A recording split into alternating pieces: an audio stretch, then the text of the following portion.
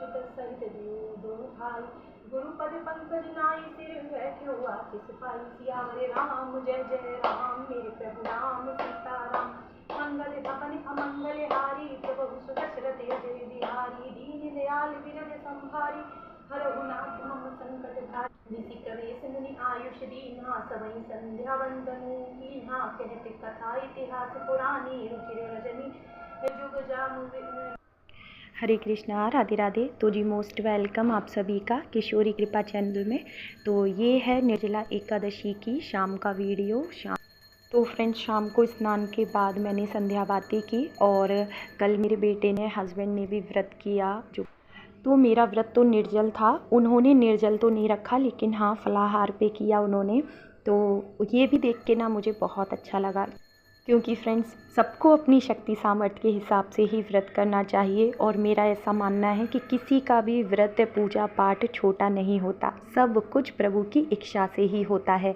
जब तक प्रभु मन में भाव नहीं देते ना, तब तक आप व्रत पूजा पाठ कर ही नहीं सकते। तो फ्रेंड्स, कल गर्मी हमारे यहाँ बहुत ज़्यादा थी और कल मैंने रामायण जी का पाठ, भगवत गीता पढ़ी थी मैंने। तो फ्रेंड्स, पूरी कोशिश की कल की ज़्यादा से ज़्यादा जो भी पाठ वगैरह करनी है ना, वो सुबह में ही कर लूँ, मतलब दोपहर में। क्योंकि जैसे जैसे दिन ढलता जाता है ना, शाम को एनर्जी हमारी डाउन होती जाती है।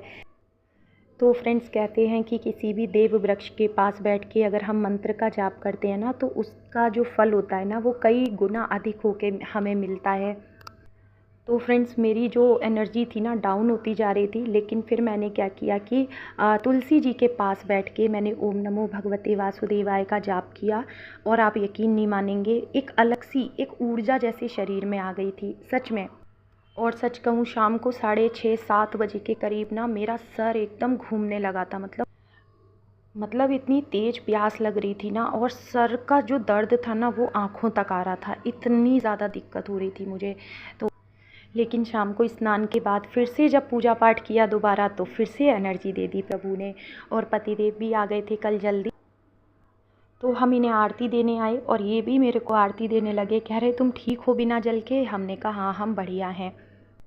तो फ्रेंड्स, ये कल दोपहर में मैंने क्या किया कि मेरे को ना एकदम ऐसे लग रहा था जैसे मैं थोड़ी देर लेट लूँ, सो लूँ, लेकिन क्योंकि एकादशी व्रत में सोना नहीं चाहिए, पूरी कोशिश करनी चाहिए।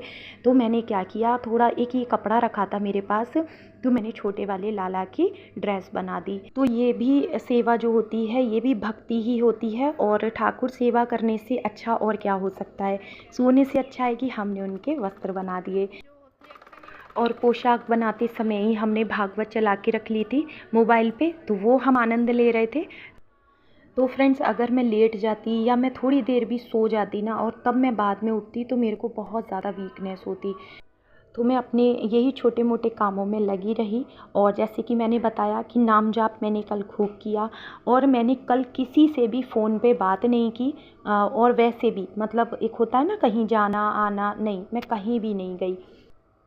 और सॉरी, कल मैंने बहुत सारे लोगों के रिप्लाई भी नहीं दिए थे कमेंट के, क्योंकि फ्रेंड्स, आप माने या ना माने, जितना ज़्यादा हम फ़ोन चलाते हैं ना, सच बता रही हूँ, उतनी तेज़ी से हमारी एनर्जी डाउन होती है। तो यहाँ पे ना मैंने साबूदाना भिगो दिया था शाम को।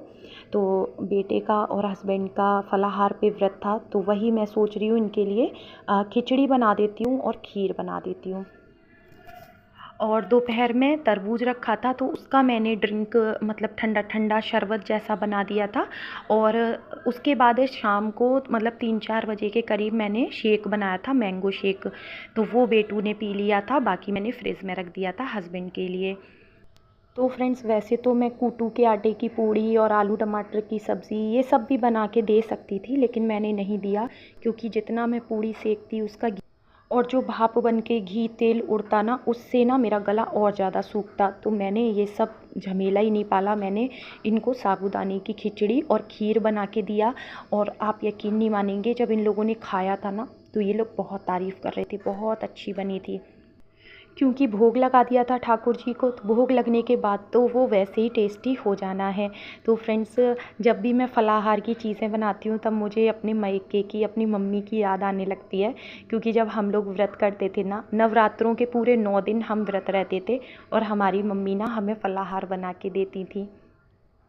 तो खीर बहुत जल्दी से बन गई थी। तो मैंने इसमें ज़्यादा कुछ तो नहीं डाला, इलायची डाल दी थी और थोड़ी सी मैंने सूखा नारियल, छुआरे और किशमिश डाल दी थी और चीनी डाल दी थी। तो खीर तो झटपट से बन गई थी। और उसके बाद भाभी आ गई थी, तो भाभी को लगा कि शायद मैं किचन में सब्ज़ी, रोटी, पराठा कुछ बना रही हूँ। तो जब वो आई, उनको मैंने बताया कि नहीं, मैं किसी के लिए खाना नहीं, यहाँ पे फलाहार की चीज़ें बना रही हूँ। तो वो भी बहुत खुश हुई कि ये देख के कि बेटू ने और हस्बैंड ने भी व्रत कर लिया, जो कि साल की सबसे बड़ी एकादशी होती है। तो यहाँ पे मैंने आलू को पतला पतला काट लिया था और घी में मैंने फ्राई करने के लिए डाल दिया था। और ज़्यादा कुछ नहीं डालूँगी मैं इसमें, बहुत सिंपल सरल तरीके से खिचड़ी बनाऊँगी।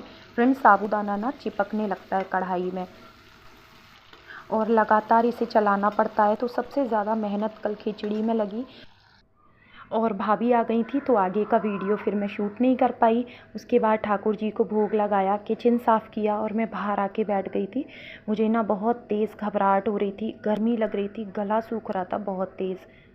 और मेरे पतिदेव मुझे डराने में लगे थे, दीवार पे छिपकली चल रही थी कहीं, तो वो मुझे दिखा रहे थे कि देखो वो तुम्हें देख रही है। तो मैं बोल रही थी मुझे वो मत दिखाओ, इतनी गंदी लगती है मुझे ये कि मुझे और ज़्यादा घबराहट हो जाएगी। तो फ्रेंड्स, 9:30-10 बजे तक तो मैं बैठी रही। उसके बाद एसी चला के मैं सो गई। अखंड जोत मेरी जल रही थी। तो सुबह में फिर स्नान के बाद पूजा पाठ की, मंदिर गई और मैंने जल पी लिया, जिसका शॉर्ट वीडियो मैंने शेयर कर दिया। आप लोग व्रत कैसे कर रहे हो मुझे कमेंट करके ज़रूर बताना।